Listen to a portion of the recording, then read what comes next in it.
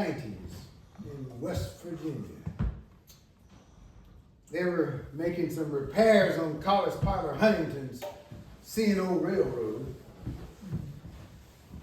Those of you that don't know this part of history, Collis Potter Huntington was one of those captains of industry that I mentioned earlier that got rich by building of the Transcontinental Railroad. He was the one in charge of the Central Pacific that was building back east using mostly Chinese and Hispanic laborers. Whereas the Union Pacific, before the Civil War, made it all the way to Council Bluffs, Iowa. And then when the war was over, you had all these dispossessed southern whites because of the war. You had all these newly freed blacks who'd been slaves, and all these Irishmen had just come in. So this was a truly multinational project, this building of the Transcontinental Railroad. Of course, they met at Promontory Point, Utah, drove the Golden Spike, immediately pulled it up, hid it away because they knew you couldn't leave that Golden Spike driven down there. But after that, he came back and he saw all of the timber and all of the coal in West Virginia. He said, I can get even richer. It was kind of like Musk of his day, you understand? Putting on a cheesehead. I used to think cheeseheads was cool because people were playing, they liked the team. But Musk wore it out there and he just blew it up. So burn your cheeseheads. I know you all know. But anyway, Collis Potter Huntington got a town named after him, Huntington, West Virginia. I don't know if you've ever been through that. But anyway, they were making repairs on that line from Welch to Bluefield down in southern Virginia. And of course, wasn't much around there, you know, trees and whatnot.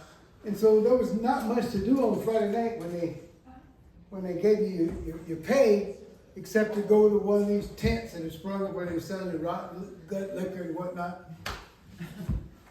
This man was gathering all his money, but he said, I can't seem to get these dice to roll the correct numbers. I don't know this other guy seems to be, he said, I believe he's cheating me.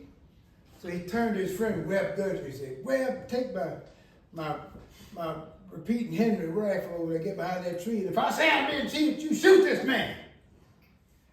He said, but just in case you don't shoot him. Then about that time, he pulled out a hog leg. You know what a hog leg is? That's what they used to call those little long barrel Colt 44s that came. Everybody had one after the Civil War. Most people don't know this, but that's why we had the Wild West. It's post-traumatic stress disorder. All these guys couldn't go back on the farms and went out west looking for adventure. And that's why the West was wild. Same thing we did to Saigon and all those things when we pulled out. Mm-hmm. History repeats itself over and over. If you pay attention, they can't fool you. Over and over and over again. It's the same thing. So he laid that hog leg on the table and said, 2 things ain't gonna happen tonight. He said, what's that? He said, I ain't gonna be cheated again. Well, and I ain't gonna lie to my gun. So they went to shooting dice.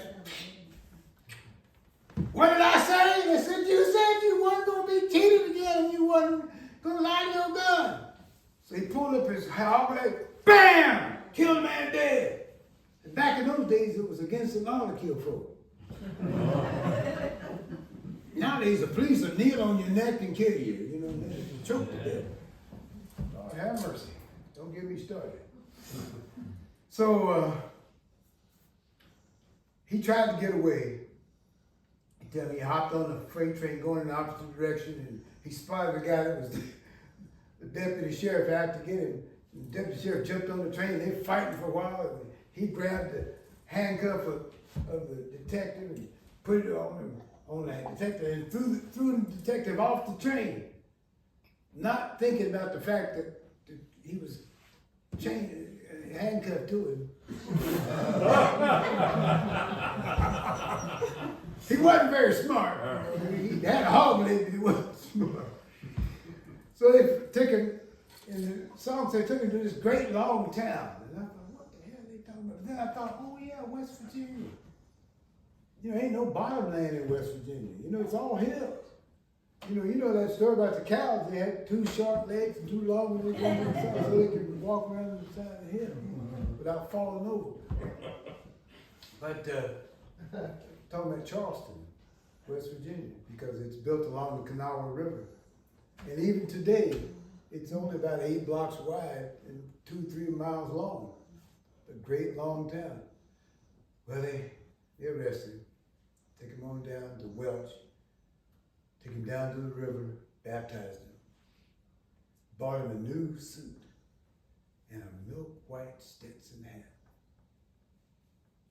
They tell me his mama came to see her son die, and she was so pitiful and so crippled that they brought her a rocking chair to sit in.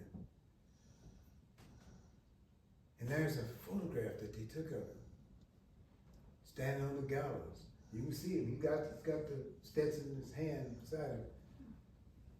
And he's looking straight at the camera. And they turned that photograph into a postcard. And that's why we know what he looked like.